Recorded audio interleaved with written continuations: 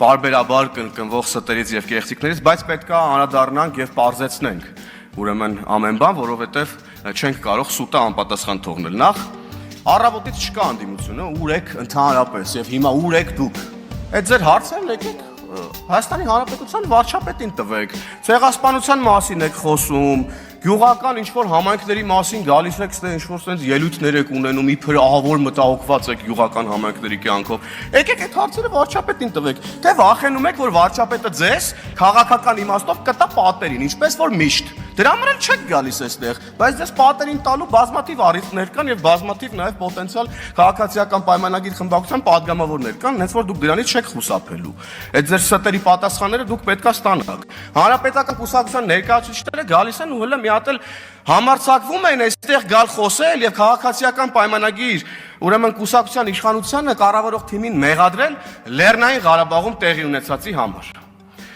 Հանրապետական կուսակցությունն իր իշխանության ողջ տարիներին բանակցել է Լեռնային Ղարաբաղը հանձնելու վերաբերյալ։ Այ կապիտուլյանտ Մամիջանյան եւ Աբրահամյան, որ գալիս տեղ խոսում եք։ Ձեր ղեկավարը Սերժը, որ հիմա իր վկան եք որպես տեղ հանդես գալիս, իր ողջ կառավարման ընթացքում ուզում էր հանձնել Լեռնային Ղարաբաղը։ Սրան վերաբերյալ չեք ուզում ինչ-որ մի բան ասեք։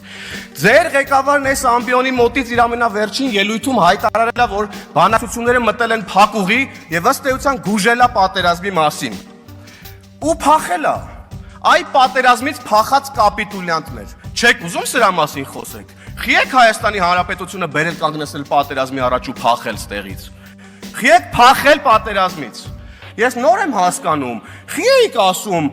բան, մի խառնվեք Լեռնային Ղարաբաղի ներքին կյանքին։ Այնտեղ իշխանություններ կան, ազգային ժողով կա, նախագահ կա, մի խառնվեք, մեզ խի եք ասում։ Նոր եմ հասկանում խի եք ասում, որ հանգիստ այնտեղ իշխանափոխություն անեք, հանձնեք Լեռնային Ղարաբաղը մեկ ստորագրությամբ, տանեք ինչ-որ մի տիկնիկի նշանակեք նախագահ, հանեք, հանձնեք Լեռնային Ղարաբաղը։ Սրա մասին չեք ուզում խոսակ, դուք սրա պատասխանը տալու եք։ Պատմական ընթացքը ձեզանից այս պատասխանները ստանալու է միանշանակ։ Այ կապիտուլյանտներ, որ գալիս այստեղ էլի ճոռո սուտ բաներ եք խոսում։ Բուլը մի հատ էլ էս ամեն ինչից հետո ինչ-որ մի հատ դաշնակ գալիս է, ուրեմն Լեռնային Ղարաբաղից բռնի տեղահանված մեր հայրենակիցների